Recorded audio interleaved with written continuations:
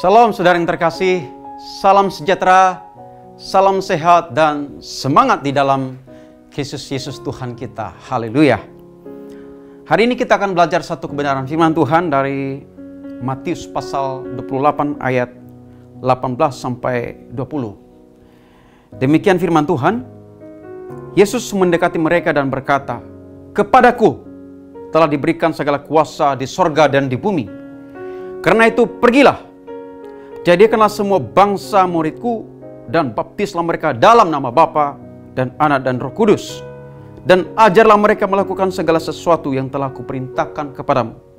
Dan ketahuilah, aku menyertai kamu senantiasa sampai kepada akhir zaman."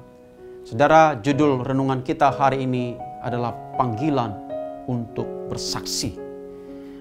Ayat yang tadi barusan kita baca adalah ayat yang sangat familiar di telinga kita, karena itu adalah amanat agung.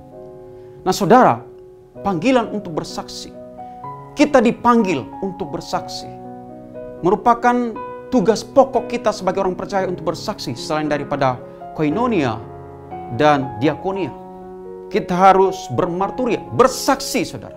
Bersaksi memberitakan tentang kasih Allah dalam hidup kita. Kita diperintahkan untuk menginjil saudara. Amin. Saudara, orang Kristen bukanlah orang yang duduk manis-manis saja di bangku gereja. Ya kan? Pernah suatu kali jemaat berkata, "Pak Pendeta, saya cukup sebagai jemaat saja, menikmati karunia jemaat." Loh, apa itu karunia jemaat? Yaitu datang ke gereja, duduk manis, ya kan? Bernyanyi, memberikan persembahan, dengar firman, lalu pulang ke rumah. Minggu berikutnya lagi datang, duduk manis, berdiri, menyanyi, memberikan persembahan, dengar khotbah, lalu pulang. Itu sudah cukup Pak Pendeta katanya. Saudara, tidak begitu. Kehidupan kekristenan kita adalah kehidupan yang bersaksi. Tugas dan tanggung jawab untuk bersaksi bukan terletak di pundak gembala sidang atau pendeta, juga bukan di pundak misionaris atau penginjil, juga bukan di pundak para pengerja gereja, tetapi di pundak kita semua sebagai orang percaya.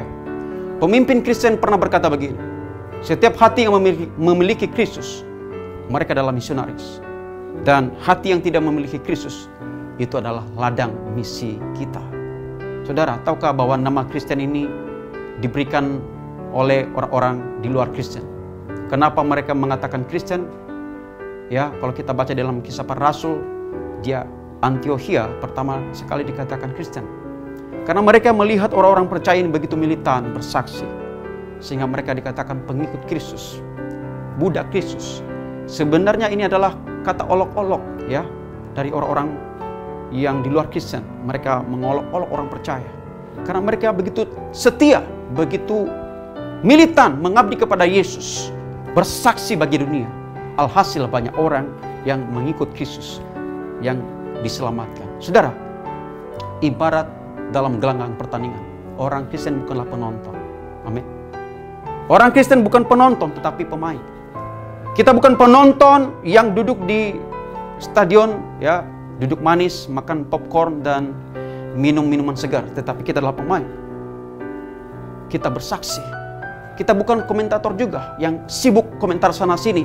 Ketika ada orang bersaksi memberitakan Injil Kristus dan dianiaya, mungkin tersandung hukum, kita mulai komentar. Harusnya tidak begitu. Harusnya begini, sibuk komentar. Kita juga bukan wasit, saudara, yang menghakimi. Wah, kamu salah sih.